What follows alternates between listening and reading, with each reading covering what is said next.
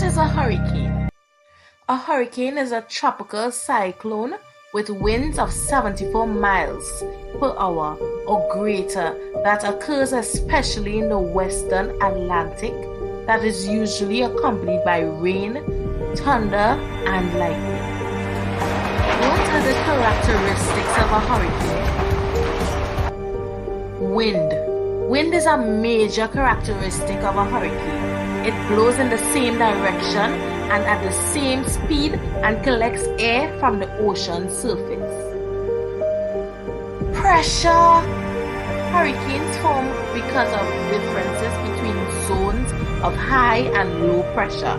The zones collide and produce pressure.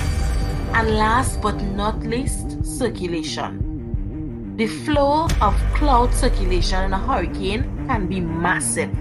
Hurricanes always have circulation that is clockwise in the southern hemisphere or counterclockwise in the northern hemisphere.